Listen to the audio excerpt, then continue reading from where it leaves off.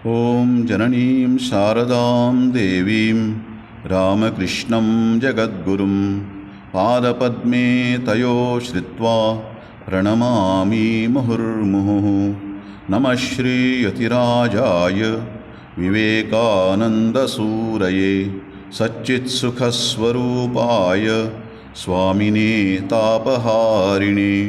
गुरुब्रह्मा गुरुर्विष्णुः गुरुर्देवो महेश्वरः गुरुः साक्षात् परब्रह्म तस्मै श्री गुरवे नमः।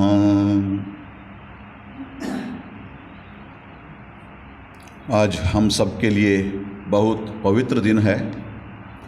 पवित्र दिन इसलिए है,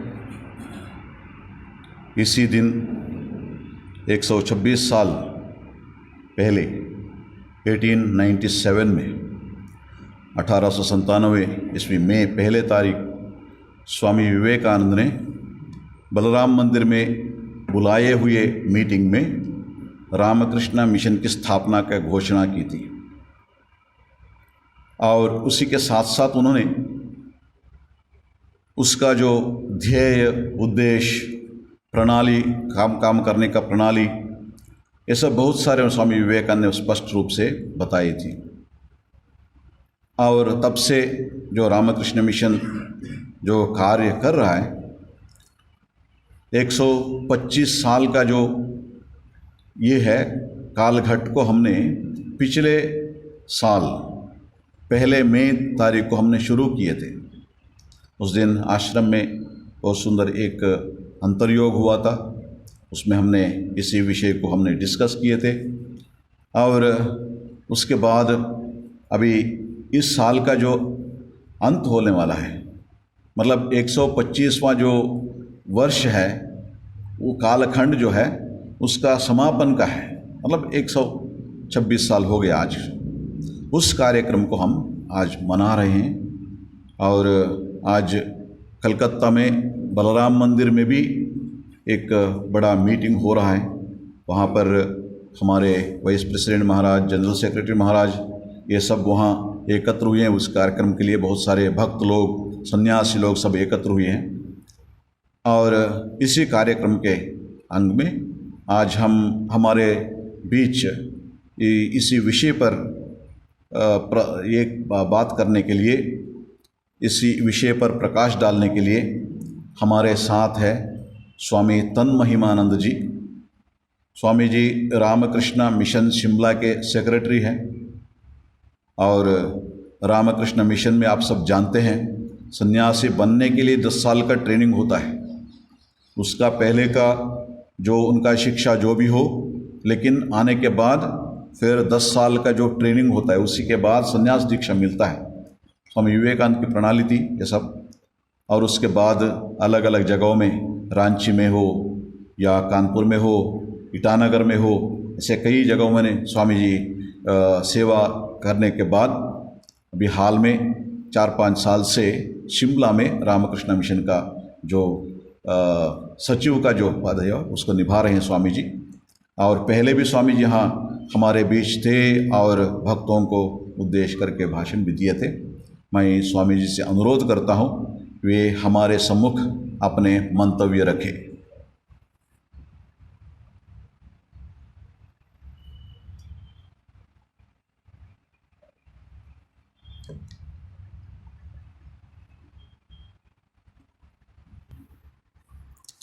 सर्वधर्मस्थापकस्त्वं सर्वधर्मस्वरूपकः आचार्याणां महाचार्यो रामकृष्णाय ते नमः। परम श्रद्धेय श्रीमद स्वामी अनुपमानंद जी महाराज, आदरणीय श्री रामकृष्ण चरणाश्रित भक्तों, विश्व के अगर इतिहास को देखते हैं तो एक व्यक्ति आता है, एक अवतार आता है और अपनी एक परंपरा छोड़ के जाता है। अगर हम वशिष्ठ रामायण को पढ़ते हैं तो वहाँ पे भगवान राम जब तक जीवित थे 12 या 13 लोग ही उनको पहचान पाए। कृष्ण ने भगवत गीता सिर्फ एक व्यक्ति को सुनाई थी। ईसा मसीह के जाने के लगभग 600 वर्षों के बाद बाइबल का कंपाइलेशन हुआ था।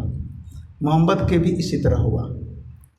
एक व्यक्ति आता है और एक अपनी परंपरा, अपने जो आदर्शों को स्वयं तक सीमित नहीं रखता, वह लोगों को बताना चाहता है। ऐसे जैसे एक आदमी नौका से या नदी पार कर जाता है और जो दूसरे छोर पे बैठे हैं उन्हें एक आश्वासन देता है, इस पार आ जाओ, मैं हूँ ना। एक संबल मिलता है उसको देख करके, हाँ वो जा सकता है तो हम भी जा सकते हैं। जब हम अंतर यात्रा करने का प्रयास करते हैं तो एक डर सा होता है, हमारा मन एक तरह से हमारी रक्षा करने लगता है, कहाँ भटक रहे हो, कौन से अजाने रास्ते पे चल रहे हो। लेकिन वो अजाना रास्ता वही तो ईश्वर की ओर ले जाता है, क्योंकि संसार में तो हम खुद ही भटके हैं। बड़ा ऐतिहासिक दिन है आज ही के दिन। श्री राम कृष्ण देव का जो अवतार हुआ था उसको विश्व मानस तक पहुंचाने के लिए, परंपराबद्ध रूप तक पहुंचाने के लिए स्वामी विवेकानंद ने एक संघ की स्थापना की। बहुत सारे लोग उस समय भी सोचते थे कि क्या ज़रूरत है, ठाकुर ने कहा है भगवान का नाम संकीर्तन किया करो, हो जाएगा। लेकिन नहीं, क्या मुझे मिठास मिली है मैं अकेले ही खाना चाहूँगा? क्या मैं अपने आने वाले को नहीं देना चाहूँगा? क्या इतने स्वार्थी हैं हम? स्वामी जी ने संघ की स्थापना की। जो संघ कोई सामाजिक कार्य, आर्थिक कार्य या कोई उद्देश्य लेकर के नहीं किया गया। जैसे कोई भी संगठन का स्थापना होता है तो संगठन स्थापित करने या कोई भी यूनियन या कुछ भी कहें, आज विश्व मजदूर दिवस भी है, वो भी एक यूनियन था। हर का एक उद्देश्य होता है कि मैं मजदूरों के लिए काम करूंगा, हमारे संगठन का दायरा ये होगा। लेकिन श्री भगवान स्वामी विवेकानंद ने जो संघ बनाया उसका उद्देश्य राष्ट्र सबसे महत्वपूर्ण, राष्ट्र के बाद धर्म, फिर समाज, संस्कार, संस्कृति, इन चीज़ों को लेकर के आगे बढ़ने का। उसने कोई ऐसा पहलू नहीं था जो समाज को छोड़े, समाज को और सुदृढ़ बनाने के लिए। जैसे कुछ संगठन करते हैं, उनका उद्देश्य पूरा हो गया, जैसे कुछ राज्यों की स्थापना के लिए लोग करते हैं कि भाई हमें हिमाचल प्रदेश राज्य चाहिए, यूनियन बनाया और राज्य पूरा हो गया, संगठन खत्म, उद्देश्य पूरा, भारत आज़ाद हो गया, संगठन खत्म। नहीं, एक ऐसा संगठन है जो मनुष्यत्व से देवत्व तक पहुंचाने की परंपरा रखी गई है। भागवतकार वेद व्यास जी ने जब भागवत का लिखा नहीं गया है, उनका ऐसा है कि भाई वो तो अनंत है, उसके मुख से प्रकट हुआ, तो उन्होंने कहा था कि ये जो कृष्ण की जो बातें कही जा रही हैं वो एक इतिहास नहीं है, वो कोई एक घटना घटी हो वो घटना नहीं है, वो एक सतत घटना है जो मानवता जब तक रहेगी तब तक वो कार्य होता रहेगा। रामकृष्ण मिशन का भी उद्देश्य ऐसा ही है। वो किसी एक व्यक्ति के लिए बात नहीं करता, वो समस्त मानवता के लिए बात करता है। आप समझ सकते हैं या जानते हैं, जब विवेकानंद नरेंद्र थे तो वे सर्वप्रथम ब्राह्मण समाज में आया जाया करते थे, केशव चंद्र सेन से प्रभावित भी थे। और वो ब्राह्मण समाज जिसकी स्थापना राजा राम मोहन राय ने की थी, आपको इतिहास पता है, विधवा विवाह, सती प्रथा, जाति उन्मूलन इत्यादि इत्यादि बहुत सारे कार्य उन्होंने किए। स्वामी जी से जब कहा गया क्या ये संस्था भी उसी प्रकार की संस्था है? नहीं, हम समाज का सुधार करने के लिए नहीं है, हम समाज के लोगों को वहाँ तक बता देना है, अब आगे स्वयं वे रास्ता प्रशस्त करें। वे स्त्रियों को उद्धार के लिए कहते हैं, हम कौन है उनके उद्धार की बात करने वाले? उनको सिर्फ उनका जो अधिकार है उनको प्रदान कर दो, वे जानती हैं कि कैसे होता है। इस प्रकार रामकृष्ण मिशन की स्थापना सिर्फ भारत के लोगों के लिए नहीं या कुछ जाति वर्ग या बंगाल के लोगों के लिए नहीं था, ये पूरी मानवता के लिए। विश्व में जब निवेदिता अमेरिका में घूम रही थी तो निवेदिता से किसी ने पूछा था कि स्वामी विवेकानंद जो पूरे यूएस में घूम रहे हैं उसका क्या अर्थ है। उन्होंने कहा था, स्वामी जी बीजारोपण कर रहे हैं, बीज प्रसारित कर रहे हैं। और सच में पूरे विश्व में जिस प्रकार स्लो बट स्टेडी रूप से रामकृष्ण मिशन बढ़ता जा रहा है, हो सकता है रामकृष्ण मिशन का रूप ना हो, रामकृष्ण मिशन का शाखा केंद्र सन्यासी के रूप में हम ना हो, लेकिन रामकृष्ण भावधारा वो बढ़ती ही जा रही है। आप सभी यहाँ भक्त आए हैं, हो सकता है कई दूसरे संस्थाओं में भी जाते होंगे, लेकिन मैंने जहाँ तक देखा है, जो एक बार रामकृष्ण मिशन आ जाता है उसको कहीं अधूरा सा लगता है, वहाँ जाके अपना सा लगता है सिर्फ ये मेरे लिए बनाया गया है ये संस्था। यही तो विशेषता है। जब शंकराचार्य ने धर्म चक्र स्थापित किया था तो श्री यंत्र की स्थापना जब उन्होंने की थी, उसी प्रकार तो श्री रामकृष्ण देव ने स्वयं एक संघ बनाया।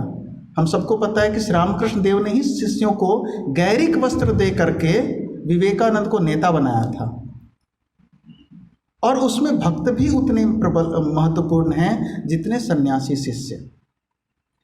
एक घटना बताऊं, जैसे कोई व्यक्ति 3 स्थानों पे बढ़ा जाता है। जब वो बीमार होता है तो हॉस्पिटल से उसको इनविटेशन नहीं मिलता, हॉस्पिटल में भीड़ लगी रहती है। दूसरा जो मंदिर मतलब यहाँ मंदिर नहीं है, इसको आप मंदिर उस तरीके से नहीं जहाँ पे मांगने के लिए भगवान जी मुझे ये दिला दो, मैं लड्डू चढ़ाऊंगा, ये करूंगा, मन्नत दुआ मांगने के लिए लाइन लगी रहती है। 2 स्थान पे बिना इनविटेशन के भीड़ लगी रहती है। और तीसरा स्थान है व्यायामशाला, जहाँ पे किसी को बुलाया नहीं जाता, बड़े बड़े पोस्टर लगा के बैठे रहते हैं, लोग बुलाते रहते हैं लेकिन वहाँ आते नहीं हैं लोग। इसके पीछे का अर्थ समझिए, जहाँ पे लोग दुखी हो करके जाते हैं, जब बीमार होता है तब जाता है। और व्यायामशाला या जो रामकृष्ण संघ है या इस प्रकार के जो कार्य हैं, वहाँ पे व्यक्ति स्वस्थ है और भी स्वस्थ रहने के लिए जाता है। चाइना में लगभग लाओ त्से के टाइम में लगभग 4000 साल पहले बीमार होने पे इलाज करने के लिए डॉक्टर्स को पैसे नहीं दिए जाते थे, चिकित्सकों को। स्वस्थ है स्वस्थ रहने के लिए। ये संगठन भी ऐसे ही है। ये संस्थाएं जो शंकराचार्य ने वेदांत इत्यादि का जो प्रचार किया, ये स्वस्थ मनुष्य है और स्वस्थ से और भी स्वस्थ की ओर जाए। परंतु इसमें एक महत्वपूर्ण बात यह है, परंपरा, एक लीनियज स्थापित होती है। जो रामकृष्ण मिशन की स्थापना हुई उसके पीछे जैसा कि बतलाया कि उसमें राष्ट्र केंद्र में है, समाज है, धर्म है, संस्कार है, संस्कृति है, विज्ञान भी है। जैसे अन्नमय से आनंदमय की यात्रा, जो हम लोग उपनिषदों में पढ़ते हैं, अन्नमय से आनंदमय, अन्नमय कोश, प्राणमय कोश, मनोमय कोश, विज्ञानमय कोश, आनंदमय कोश। रामकृष्ण मिशन का शुरुआत कैसे? वो कहीं कोई सामाजिक कार्य करता है, कहीं कुछ राहत के कार्य करता है, अर्थात मनुष्य के मन को समझता है। मनुष्य सिर्फ अहम ब्रह्मास्मि कहने से उसका पेट नहीं भर जाता, खाली पेट धर्म नहीं होता। इसलिए ये भी शुरुआत करते अन्नमय, लेकिन उद्देश्य वहाँ तक नहीं है। अन्नमय से आनंदमय की यात्रा, अल्टीमेट उसको वो प्राप्त होता है कि नहीं, ये है उद्देश्य। इसलिए यहाँ पे रामकृष्ण मिशन में शिक्षा भी है तो दीक्षा भी है। हम कोई एनजीओ के रूप में नहीं हैं। जो लोग बाहर नहीं जानते वे सोचते रामकृष्ण मिशन एक एनजीओ है, सामाजिक संगठन है। ये सामाजिक संगठन सा प्रतीत होता है लेकिन है नहीं, ये कुछ और है। ये केंद्रीभूत संगठित रूप से एक आध्यात्मिक संस्था है। इसका उद्देश्य कुछ और ही है। भगवान बुद्ध ने जब संघ की स्थापना की थी, स्वामी विवेकानंद भी अगर संघ बनाया है तो कहीं ना कहीं भगवान बुद्ध से ही प्रेरित होकर के बनाया है। वे स्वयं भी कहते हैं, कनेरी हिल्स कभी आप मुंबई में है जाएंगे तो वहाँ पे उन्होंने देखा कि बौद्ध मोनास्ट्री कैसे काम करते हैं, कैसे उनका संगठन था वंस अपॉन टाइम। उसको देख करके उन्होंने हम भी ऐसा ही करेंगे, ऐसा ही हमारा संगठन होगा। भगवान बुद्ध के तीन उपदेश उन्होंने दिया, बोधिसत्व, बुद्धम शरणम गच्छामि, संघम शरणम गच्छामि, धर्मम शरणम गच्छामि। ये बड़ी महत्वपूर्ण चीज़ है। इसके पीछे कथा है, उस कहानी को मैं शुरुआत करता हूँ। भगवान बुद्ध के विनय पिटक में आती है बात। एक बालक था जो नॉर्मल छोटे बच्चे खेलते हैं तो अपने मित्रों के साथ खेला करता था और वो हमेशा हार जाता था, तो बड़ा दुखी होता था कि मैं हमेशा हार क्यों जाता हूँ। और एक और लड़का था जो देखने में मुझसे कमज़ोर भी था लेकिन वो हमेशा जीतता था। तो उन्होंने उस बालक से पूछा कि तुम कैसे जीतते हो। उसने बोला कि मैं नमः बुद्धाय का मंत्र का जाप करता हूँ, इससे मुझे में एक अनंत शक्ति आती है और मैं जीत जाता हूँ। वो बालक भी नमो बुद्धाय का जाप करने लगा। वो बालक इतना विश्वासी था, इतना सरल था कि उसके अंदर जो बोधिसत्व की उसका जो चेतना था वो जागृत हो गया। वो एकांत में बैठा नमो बुद्धाय का जाप कर रहा है, उसके अंदर इतनी तेज आ गई, इतना आनंद आ गया कि वो सब लोग देखे तो मस्ती में वो दिख रहा था। राजमहल में उसी दिन चोरी हुआ था, सोने की थाली थी, वो चोरी हो गई थी और जो चोर थे, इतने लोग यहाँ पे आनंद में थे तो वहीं पे छिपा करके चले गए। सिपाहियों ने, राजा के सिपाही बिंबिसार का साम्राज्य था, उसके सिपाहियों ने खोजा, स्वर्ण थाल मिला नहीं, तो खोजते खोजते नगर के बाहर गए तो वहाँ पे जहाँ पे वो बालक था वहाँ पे उसे थाल मिल गया। लेकिन सिपाही थे उसको लेके चले कि भाई यही चोर है, लेकिन वो अपनी मस्ती में था, उसको कोई परवाह नहीं था। राजा के पास ले जाते हैं, राजा देखता है और राजा देखने के बाद राजा को भी लगता है कि ये आदमी वो नहीं है, वो बदल चुका है। अब वो बदल तो चुका, तो राजा बिंबिसार भगवान बुद्ध के पास लेकर के जाता है उन्हें और भगवान बुद्ध के पास पूछता है, क्या नमो बुद्धाय का जाप करने से ऐसा हो सकता है? तो भगवान बुद्ध ने उसी समय कहा था, देखो ये जो अंतर्निहित देवत्व है ये किसी स्थान काल का मोहताज नहीं है। अगर उसने हृदय की सरलता के साथ जाप किया उसमें बोधिसत्व प्रकट हो जाता। तो उन्होंने उसी समय कहा था, बुद्धम शरणम गच्छामि, संघम शरणम गच्छामि, धम्मम शरणम गच्छामि। कारण क्या है उसके पीछे? एक बोधिसत्व, बुद्धत्व किसी व्यक्ति में प्रकट हो जाता है, इसलिए हम बोधिसत्व को प्रणाम करते हैं। श्री रामकृष्ण देव वो क्या थे? वो भी एक चरम बोधिसत्व की अवस्था है। वो अवतार वरिष्ठ आए। श्री रामकृष्ण देव, स्वामी विवेकानंद यूं ही नहीं कहते कोई एक व्यक्ति है अवतार, जन्म से ले लिया, जन्म से अवतार है तो भाई अवतार है। कृष्ण ने जैसे होता है ना गोवर्धन उठा लिया, वो तो अवतार हैं। हम क्या कर सकते हैं? हम उनके बीच और हमारे बीच बड़ी दूरी हो जाती है। तो श्री रामकृष्ण देव हमारे जैसे ही हाड़ मांस के बने हुए एक सामान्य दीन दुखी परिवार, सामान्य परिवार, एक मतलब आज के समय से कहें तो थोड़ा दुखी परिवार, उस परिवार में जन्म लेकर के वहाँ पे उनके अंदर वो दिव्यता, वो देवत्व प्रकट हो गया। वो देवत्व प्रकट होने से इसलिए श्री रामकृष्ण देव में संपूर्ण विश्व जगत में जितनी आध्यात्मिक शक्तियाँ उनके अंदर समाहित हो गई, वो पात्र बन गए। इसलिए श्री रामकृष्ण देव मैं नहीं कहते थे, ये बोलते थे, यह काया। और इसीलिए स्वामी विवेकानंद ने कहा था, जो संघ है श्री रामकृष्ण का शरीर है। रामकृष्ण मिशन को स्वामी विवेकानंद ने श्री रामकृष्ण का शरीर बताया है। ये शरीर आवरण रूप में नहीं है, मतलब कोई हाड़ मांस सा नहीं है, लेकिन है, दिखता है। वो बोधिसत्व प्रकट होता है, बुद्धम शरणम गच्छामि। दूसरा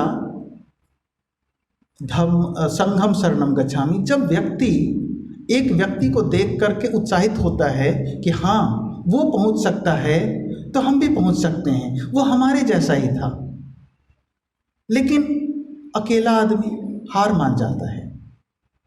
अकेला आदमी लगता है कि यार पता नहीं हो पाएगा नहीं, सब लोग कहते तो हैं लेकिन विश्वास नहीं होता।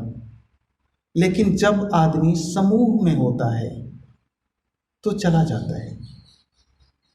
समूह में एक आदमी थोड़ा सा कम भी पड़ता है तो आगे बढ़ जाता है।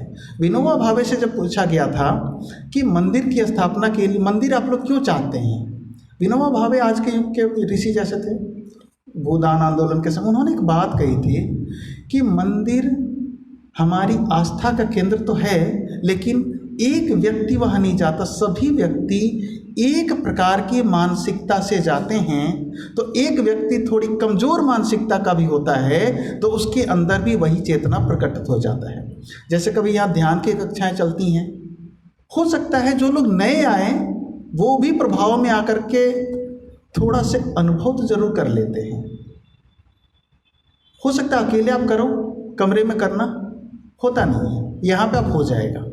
आप इतनी देर बैठे हैं, अगर अकेले बिठा दिया जाए तो आप बैठ ना पाए, समूह में बैठे हैं बैठ जाते हैं। तो इसीलिए संघ की आवश्यकता। संघ जो एक जैसे लोग हैं, एक परिवार एक प्रवृत्ति के लोग हैं जो उस रास्ते पे चल रहे हैं,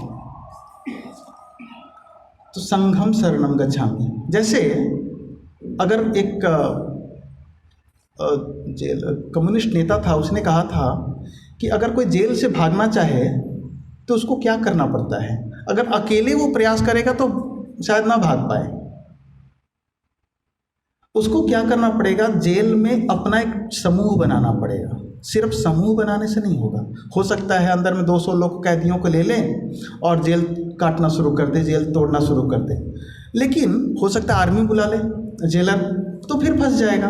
उसको एक और व्यक्ति की आवश्यकता होती है जो जेल से बाहर हो, सूचनाएं देता रहे, और उसमें भी अगर वो व्यक्ति कभी जेल में रहा हो, उसको जेल का भी पता है बाहर का भी पता है, तो बड़ी आसानी हो जाती है।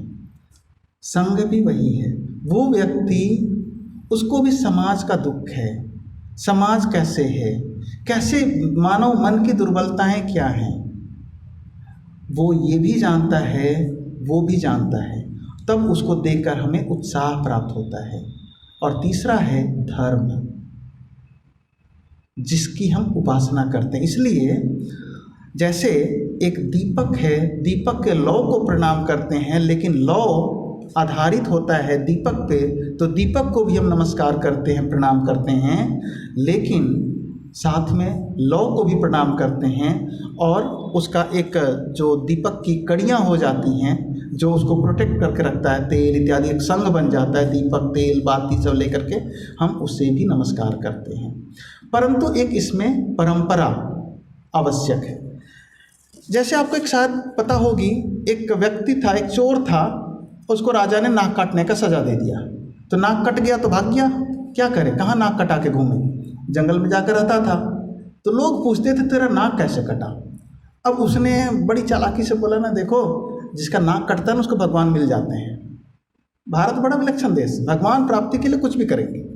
तो नाक कटवा लिया, यार तुझे तो हुआ नहीं यार, देखो मेरा भी नाक ऐसे ही कटा था, अब तेरा भी कट गया है, अब बताए कैसे, अब कोई नहीं बता सकता है। तो फिर धीरे धीरे उसने एक जमात खड़ी कर ली, ढेर सारे लोग का नाक कट गया। बाद में हुआ यार कुछ होता नहीं, सिर्फ बेवकूफ़ बनाया जाता है। इसलिए संगठन सिर्फ अगर मूर्ख टाइप के व्यक्ति या उत्साही टाइप के लोग जिनका कोई जो होश ही ना हो, वैसे लोग का संगठन भी नहीं है। जहाँ पे त्याग, तपस्या, परंपरा, रामकृष्ण मिशन 125 साल हो गए। 125 साल शायद बड़ा छोटा लगे, लेकिन एक मानव मन का हृदय के समझिए। आप अपने परिवार में सोचो, 4 भाई रहते हैं या 2 भाई हैं, क्या 125 साल एक साथ रह सकते हैं? बंटवारा हो जाता है, चूल्हे अलग हो जाते हैं। जब हम एक परिवार में एक भाई नहीं रह सकते हैं तो रामकृष्ण मिशन में महाराज जी का पता नहीं कहाँ का संस्कार, मेरा कहाँ का संस्कार इन्हें नहीं पता, मैं किस धर्म किस जाति से हूँ नहीं पता, सिर्फ बाकी सबका आप लोग का नहीं पता, फिर भी हम लोग एक साथ खड़े हैं और इतना ही प्रेम है। ये साधारण बात नहीं हो सकती।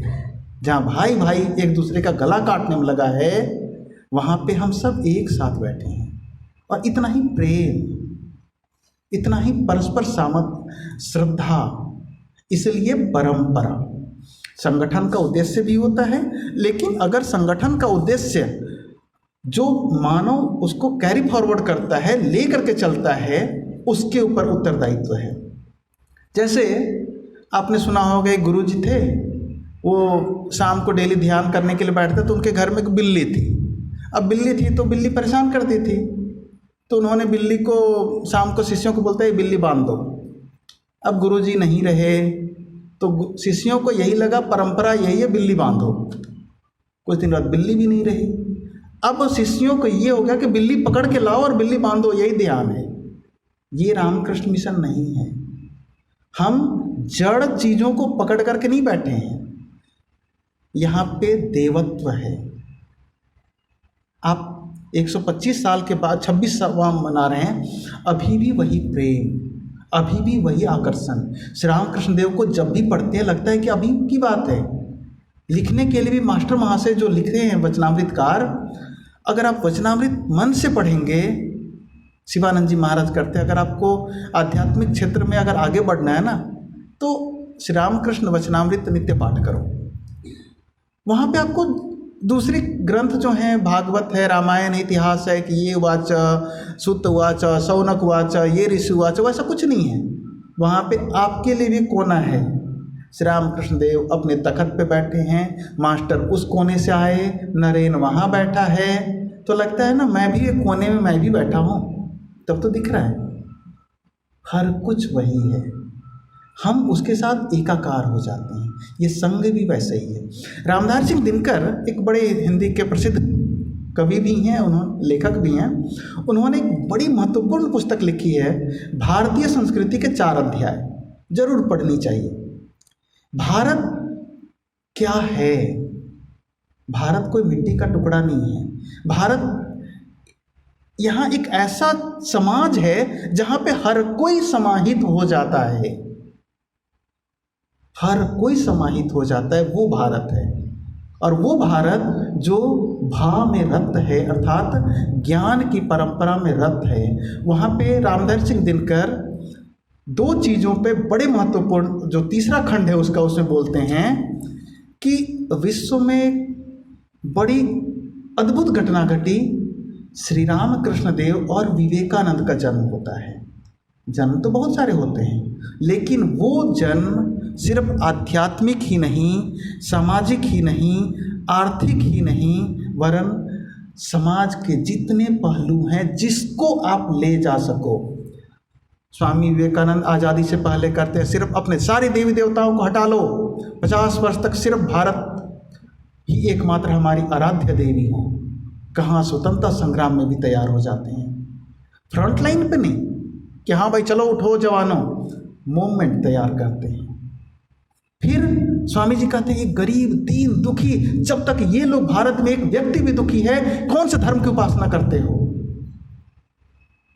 उसकी भी बात, एक कोई दरिद्र है, रोगी है, उसकी भी सेवा। स्वामी जी कहते हैं कि पहले होता था मातृदेवो भव, पितृदेवो भव, आचार्य देवो भव। मैं कहता हूँ दरिद्र देवो भव, रोगी देवो भव, आर्त देवो भव।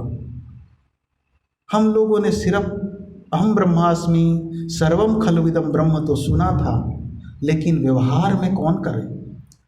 एक हरिद्वार में कुंभ, एक मेल अखाड़े जो होते हैं, वहाँ पे रामकृष्ण मिशन का एक सेंटर है, तो वहाँ पे साधुओं को भंडारा बुलाया जाता था। तो उस भंडारे में रामकृष्ण मिशन के साधुओं को नहीं बुलाया गया था। वहाँ के जो महामंडलेश्वर थे, उनका नाम शायद बोल रहा हूँ, धनराज गिरी, उन्होंने बोला जब तक रामकृष्ण मिशन का साधु नहीं आएंगे तब तक मैं खाना नहीं खाऊंगा। वो आचार्य महामंडलेश्वर थे। रामकृष्ण मिशन बोलते हैं कि तुम जिस देवता की उपासना करते हो, ये जागृत देवता की उपासना करते हैं, इसलिए इनको बुलाना पड़ेगा। नहीं तो मनुष्य तो अपने कर्मों का फल भोगता है, ऐसा मानने वाले समाज।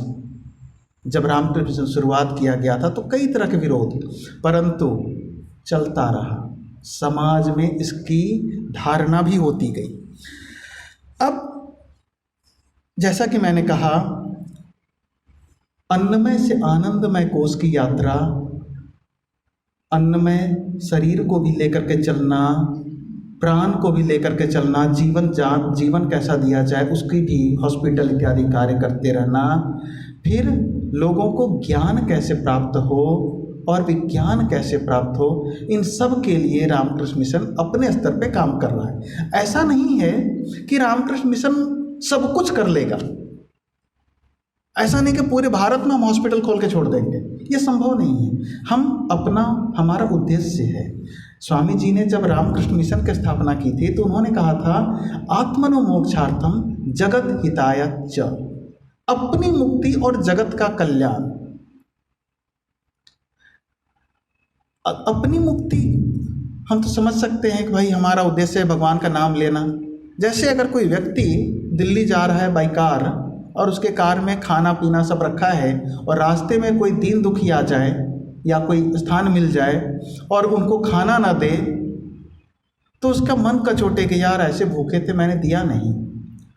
उद्देश्य वो भी है, लेकिन सिर्फ खाना ही बांटते रह जाए और दिल्ली नहीं जाए तो एटलीस्ट उसको तो इतना कहना पड़ेगा हम उद्देश्य तक नहीं पहुँचे। इसलिए स्वामी विवेकानंद ने सामाजिक संगठन नहीं बनाया। समाज की सेवा करेंगे आवश्यकता पड़ने पर, लेकिन हमारा उद्देश्य है ईश्वर की प्राप्ति। मानव जीवन का लक्ष्य ईश्वर प्राप्ति। इसलिए जग की सेवा खोज अपनी, प्रीति प्रभु से कीजिए, जिंदगी का ये राज है ये जान करके जी लीजिए। मैथिली शरण गुप्त एक बड़े अच्छे हिंदी के कवि थे। उन्होंने रामकृष्ण मिशन के बारे में एक बात कही थी, राष्ट्रवयम जागृयामः पुरोहितः स्वाहा। राष्ट्र के निर्माण में, राष्ट्र की जागृति में कुछ पुरोहित अपने आप को आहुति डाल रहे हैं, उनको मैं नमस्कार करता हूँ। ये मैथिली शरण गुप्त ने कहा था। एक और हिंदी के बड़े अच्छे कवि हैं फणीश्वर नाथ रेणु, उन्होंने इतने प्रभावित थे, एक उपन्यास लिखा था कितने चौराहे। जब भागलपुर में भूकंप आया था उस समय उन्होंने रामकृष्ण मिशन के सन्यासी कैसे बनते हैं, उसमें ये है कैसे बनते हैं, बनने के बाद उनकी मनोदशा कैसी होती है, उसके बाद समाज के लिए अपने आप को कैसे पूरा न्यौछावर कर देते हैं, यहाँ तक कि अपने सारे जो शरीर से या पूर्वाश्रम से संबंधित कार्यों को छोड़ करके वे दूसरे के कार्यों में लगे रहते हैं। सिर्फ एक घटना नहीं है ये सब। ये रामकृष्ण मिशन की स्थापना एक जस्ट लाइक हो गया, कोई 4-5 आदमी मिले चलो एनजीओ बना लेते हैं, वैसा नहीं था। ये दैवी योजना थी और दैवी योजना में माँ शारदा की भूमिका को नज़रअंदाज नहीं किया जा सकता, क्योंकि सबकी केंद्रीभूत तो माँ है।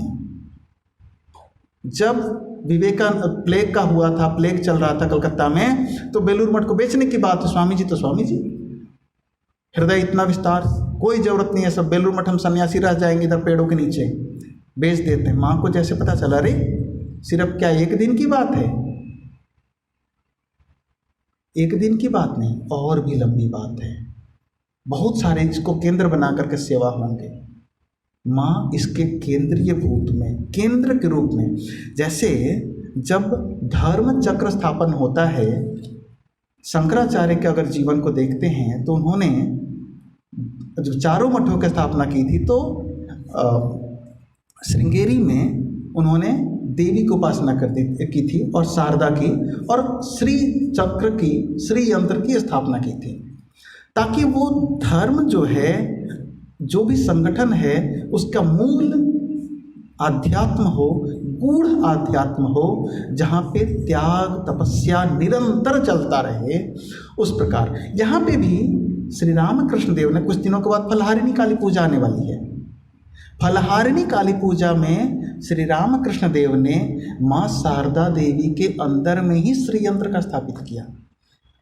एक नारी को देवी बना दिया, और वो देवी साधारण मानवीय देवी नहीं, अतुलनीय क्षमता के साथ। इसलिए तो इतने महान कार्य हैं।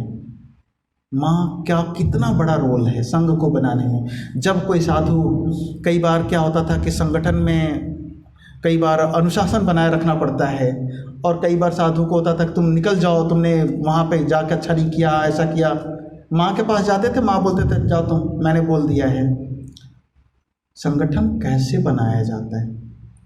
मैं एक बार योगदान सत्संग में था रांची में, तो वहाँ पे योगदान सत्संग के स्वामी जी थे, अभी वो जनरल सेक्रेटरी हैं। तो उन्होंने एक बात कही थी, महाराज जी आपके यहाँ क्या है ना कि ठाकुर हैं, स्वामी जी हैं, मतलब आदर्श भी है, व्यवहार भी है, लेकिन माँ का ममत्व जो है ना सब कुछ बचा लेता है। हमारे यहाँ भी है, लेकिन हमारे यहाँ ना माँ का एक अभाव है, माँ नहीं है। जैसे कोई रोना है, कभी भी कोई साधु को होता है दुख, जैसे मुझे कुछ दुख हुआ, मैं सबसे पहले इधर उधर बताऊंगा, अपने महाराज को बताऊंगा, इनको बताऊंगा। जब कोई नहीं सुनता है ना, चुपचाप मंदिर में जाऊंगा, सब कुछ बताऊंगा। और याद रखिए, जब वो होता है ना, सारी शंकाएं, सारे समाधान, सारे प्रश्न उत्तरित हो जाते हैं। कैसे कहें कि वो मात्र एक देवता है, मात्र एक प्रतिमा है? क्या वो साधारण है? अगर साधारण होता तो कहीं भी पढ़ लेते।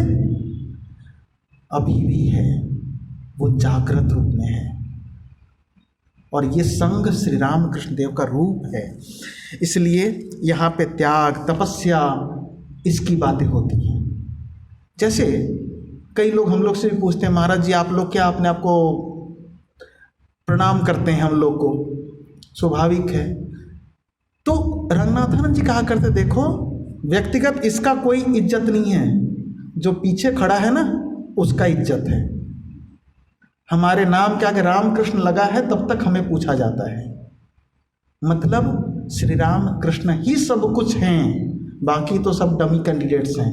जैसे क्या होता है ना कि मोहरे खड़े किए जाते हैं, पीछे मास्टर तो कोई और है।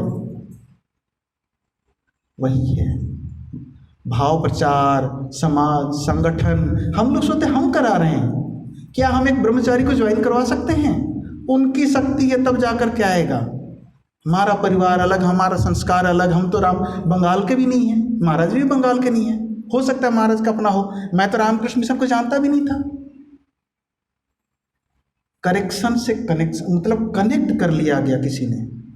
वो किसी महाराज ने प्रेम से इतना प्रेम दिया, लगा कि ठाकुर ही तो है। और सच में उन्होंने फिर हाथ पकड़ कर उन तक ले गए, तो लगा कि अरे इसी की तो तलाश थी इतने वर्षों से, कहाँ भटक रहे थे। साधारण घटना नहीं है। मैं भी वृंदावन में था इलाज के सिलसिले में। माँ आनंदमयी का आश्रम है, आश्रम के ठीक बगल में। मैं वहाँ जाकर बैठा रहता था। नैमिषारण्य में भी उनके बहुत सारे आश्रम हैं, लेकिन कोई साधु नहीं है। माँ है, माँ की यादें हैं, लेकिन कोई साधु नहीं है। योगदान सत्संग या कहीं किसी संस्था का अपमान नहीं कर रहा हूँ या कुछ बता नहीं रहा, एक ऐतिहासिक घटना बता रहा हूँ। वहाँ पे क्यों कम होते गए? दयानंद सरस्वती इतना बड़ा उन्होंने एक आर्य समाज बनाया था, प्रार्थना सभाएं थी, इतनी कुछ था, आज कहाँ हैं? क्योंकि उसके पीछे उनका भी उद्देश्य सही था, सब कुछ था, बस एक माँ जो थी ना परंपराबद्ध रूप में श्री रामकृष्ण देव जैसे खड़े होकर के कर रहे थे, युग प्रवर्तक, युग के अवतार, युगावतार, वो वहाँ नहीं हो पाया शायद। ठीक है, तो इसी के साथ मैं चाहता हूँ, मैं जो बताने का प्रयास किया कि श्री रामकृष्ण देव साधारण नहीं, श्री रामकृष्ण संघ साधारण नहीं। हम सब उन्हीं के आश्रित हैं, वे हमें पकड़ लें, हम तो अपना नहीं पकड़ सकते, वे हमारा हाथ पकड़ लें। बस इतनी सी कृपा, यही थी हमारी अर्जी। अब मर्जी उनकी चलेगी। ओम शांति शांति शांति। हरि ओम तत्सत। श्री रामकृष्णार्पणमस्तु। अब तक आपने स्वामी तन्मयीमानंद जी, जो शिमला रामकृष्ण मिशन के सचिव हैं, रामकृष्ण मिशन के बारे में, विशेष करके जैसे बौद्ध संघ में था, बुद्धम शरणम गच्छामि, संघम शरणम गच्छामि, धम्मम शरणम गच्छामि, वैसे ही उसका तुलना करते हुए उन्होंने बहुत सुंदर रूप से ये बताया। और माँ शारदा देवी का जो विशेष योगदान जो है और उनका जो शक्ति जो है संघ के पीछे, इसके बारे में बहुत सुंदर रूप से महाराज ने बताया है। मैं महाराज को धन्यवाद देता हूँ। और दो एक इस विषय पे मैं भी बोलना चाहता हूँ। वो है जो रामकृष्ण संघ का विशेषता क्या है। स्वामी विवेकानंद ने रामकृष्ण संघ का स्थापना इसलिए किया था, जो श्री रामकृष्ण आए, अवतार पुरुष, युगावतार, युग धर्म को उन्होंने हमें समझाया। और उसको स्वामी विवेकानंद की ये जो बातें हैं, वो कहते हैं 1500 साल जो भी संदेश उन्होंने दिया है वो पर्याप्त है। लेकिन ये कैसे चलेगा 1500 साल? इस कारण से, ये भी एक कारण है, स्वामी विवेकानंद ने इस संघ की स्थापना की। और 125 साल जो है, आप जब इतिहास में जो इतिहास का पन्नों का पढ़ोगे, 125 साल कुछ भी नहीं है। फिर भी आप जब देखोगे जो संघ का स्वामी विवेकानंद ने जिस आदर्श पर स्थापना की थी, उसी आदर्श पर आगे बढ़ रहा है रामकृष्ण संघ। स्वामी जी ने बहुत सुंदर रूप से इसके बारे में बताया। आदर्श में कोई बदलाव नहीं हुआ है, डाइवर्शन नहीं हुआ है, उसी आदर्श पर चल रहा है। और स्वामी विवेकानंद ने जब इसका स्थापना की थी, जैसे मैंने बताया, श्री रामकृष्ण ने जिस कार्य के लिए आए थे, किस कार्य के लिए आए थे? युग धर्म, है ना, उसको दिखाने के लिए। उसको स्वामी विवेकानंद ने एक मूर्त रूप दिया है।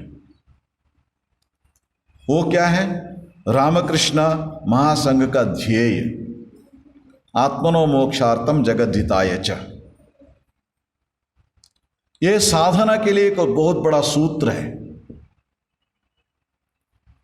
इसमें क्या है? योग समन्वय है, और जो पहले वो आध्यात्मिक और पारमार्थिक ना, जो, और उसके साथ साथ सांसारिक, ये जो पृथक, ये अलग अलग ये था। ये मेरा सांसारिक कर्तव्य है और ये मेरा पारमार्थिक कर्तव्य है, इसको भी उन्हें मिटा दी।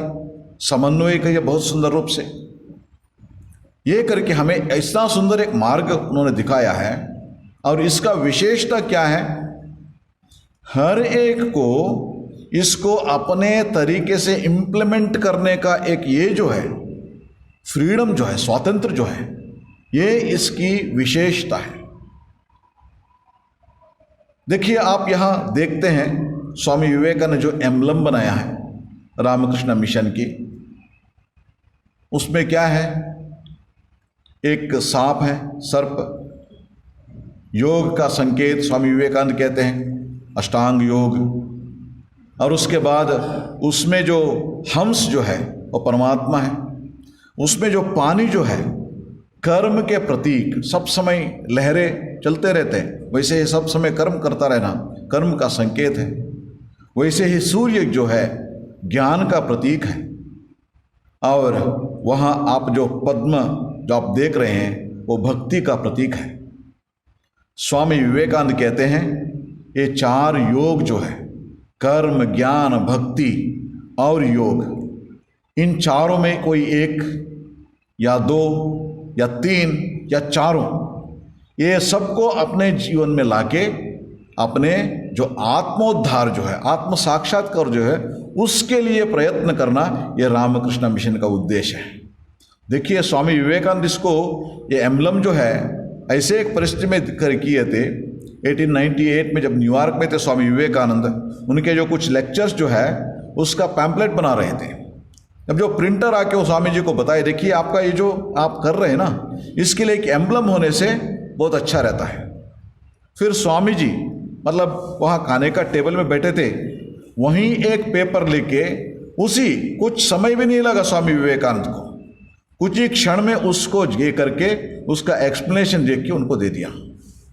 देखिए मतलब इतना स्वामी जी का जो स्पष्टता थी, चारों योगों का समन्वय। इसका मतलब क्या है? जब हम सेवा करते हैं कर्मयोग हुआ, जब मंदिर में बैठ के भजन करते हैं भक्ति योग हुआ, जब बैठ के ध्यान करते हैं राजयोग अष्टांग मार्ग, जब शास्त्र पढ़ते हैं विचार करते हैं वो क्या हुआ? ज्ञान योग। इन चारों योगों का जो सम्मिलन आप देखते हैं रामकृष्ण मिशन में, ये पहला हुआ।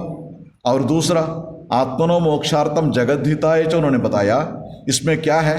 आज एकादशी है। एकादशी क्यों मनाते हैं रामकृष्ण मिशन में? क्योंकि स्वामी विवेकानंद बताए थे हमारे आदर्श कौन है? हनुमान जी।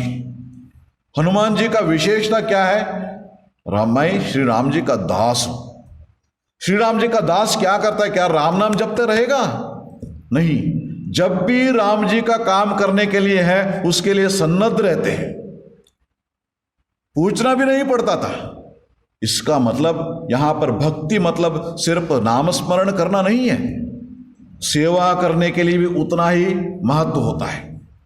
इसलिए स्वामी विवेकानंद ने क्या बताया हमको? आत्मनो मोक्षार्थम, आत्मोद्धार के लिए अपने ये योग है और भक्ति है, भजन है, ज्ञान है, ये सब करो, और उसी के साथ साथ जगत हिताय च, सेवा में भी लगो, है ना। ये दोनों जो है इसको इतना सुंदर रूप से समन्वय किया है स्वामी विवेकानंद ने चारों योगों में। और ये जो ध्येय उद्देश्य जो है, इसीलिए रामकृष्ण मिशन में आप देखोगे, जब आओगे यहाँ पे, भजन करने के लिए मंदिर है, ध्यान करने के लिए मंदिर है, और पढ़ने के लिए किताबें हैं, प्रवचन होते हैं, ज्ञान योग हुआ, और ध्यान करो।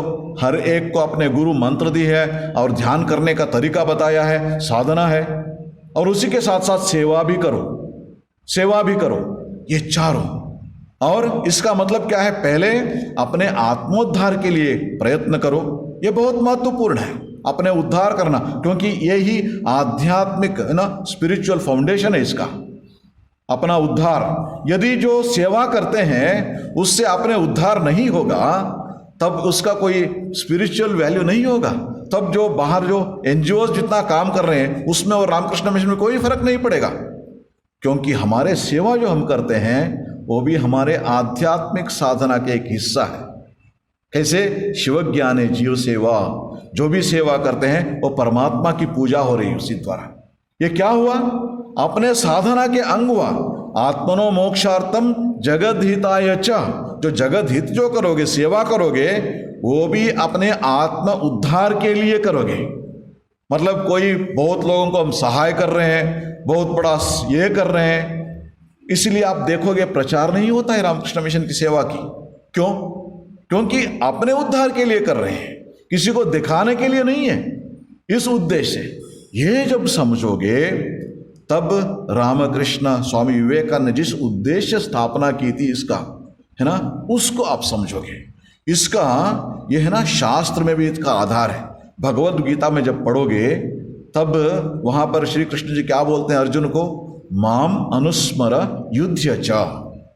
वो कहते हैं एक मेरा स्मरण करो और युध्य च। युद्ध क्या है? अपना कर्तव्य है अर्जुन के लिए युद्ध करना। और उसके अंत में जो श्लोक है भगवद गीता का, यत्र योगेश्वर कृष्णो यत्र पार्थो धनुर्धरः। योगेश्वर श्री कृष्ण, योग का ईश्वर कृष्ण जो है वो, और उसी के साथ साथ धनुर्धारी पार्थ, मतलब अपना कर्तव्य करने के लिए जो तैयार है। इसका मतलब साधना करो और सेवा भी करो। और ऐसे मत समझो सेवा लोक का उद्धार के लिए कर रहे हो, अपने उद्धार के लिए कर रहे हो, वो भी अपना साधना का हिस्सा है। ये जो है आप इस पे देखते हैं, जब माँ शारदा के को बताया गया किसी ने, है ना, मैं जब सेवा करता हूँ, जो राम स्वामी जी ने इतना ये सब मिशन स्थापना की, सेवा काम की, मैं जब ध्यान करने के लिए समय नहीं मिलता, तब माँ ने बताया देखो यहाँ जब रहोगे ये दोनों करना ही पड़ेगा। ये दो माँ शारदा ने बताई, और स्वामी जी ने तुम इसलिए किया, जब यहाँ सेवा करोगे उसी के साथ साथ रहने के लिए जगह मिलेगा, खाने पीने के लिए सब व्यवस्था होगी, और जब बीमार होगे तब उसके लिए चिकित्सा भी मिलेगा, और उसी के साथ साथ तुम्हें जप ध्यान करने के लिए भी कभी कभी हो सकता है जितना समय तुम चाहोगे उतना नहीं मिलता, लेकिन जब ध्यान करने के लिए भी आपको, साधना करने के लिए आपको समय मिलेगा। इस उद्देश्य स्वामी जी ने स्थापना की रामकृष्ण मिशन को, माँ शारदा ने बताया इस उद्देश्य से की है, और वो भी श्री रामकृष्ण की इच्छा थी, इसी इच्छा से की है। इसलिए हमें यह समझना होगा, जब श्री रामकृष्ण ने नरेंद्र नाथ को अपने शिष्यों को नेता बनाया और उनको उपदेश दिया क्या करना, कैसे करना, आगे कैसे बढ़ना, इसके बारे में उसको स्वामी विवेकानंद ने जो रामकृष्ण मिशन के द्वारा उन्होंने किया है, हम सब के लिए ये बहुत बड़ा वरदान है। वरदान इसलिए है, आप गृहस्थ लोग हैं, इसका मतलब ये नहीं आप साधना नहीं कर पाओगे, उसके लिए भी मार्ग है। हम सन्यासी लोग हैं, हम यहाँ रहकर, इसका मतलब हम सारा दिन साधना करते रहेंगे, माँ कहती है, मतलब 24 घंटा ध्यान नहीं कर पाओगे। इसलिए सेवा करो, सेवा करते करके उसके साथ साथ साधना करो, जब ध्यान करो, तब तुम कर पाओगे। इसलिए ये जो है, ये समन्वय जो है, ये मार्ग को हमें दिखाया है। इसलिए स्वामी विवेकानंद को हम ये करना चाहिए, और उद्देश्य किसका था? श्री रामकृष्ण के, और उसका जो पीछे शक्ति कौन है? माँ शारदा है, और स्वामी विवेकानंद ने हमें स्पष्ट रूप से मार्ग दिखाया है। इसलिए इसी मार्ग में हम आगे बढ़ेंगे। और मतलब आप सब जानते हैं, आश्रम में सभी कार्यक्रम जो है सभी के लिए होता है, सिर्फ हमारे लिए नहीं है, आपके लिए भी है। आइए, योगदान अपने दीजिए, इससे क्या होता है? अपना उद्धार होता है। सब समय ये याद रखिए, जो भी आप कार्यक्रम में भाग लोगे, इससे क्या होता है? अपना उद्धार होता है। इस भाव से आइए, तब आपको इसका संपूर्ण फायदा मिलेगा। माँ भगवान श्री रामकृष्ण देव की, माँ शारदा की और स्वामी विवेकानंद की कृपा हमारे ऊपर बने रहे। हम इसको समझे, अपने जीवन में लागू करने के लिए हम कोशिश करें। इसी वाक्य से मेरे वाणी को विराम देता हूँ। सभी का कल्याण हो। ओम शांति शांति शांति। हरि ओम तत्सत। श्री राम कृष्णार्पणमस्तु।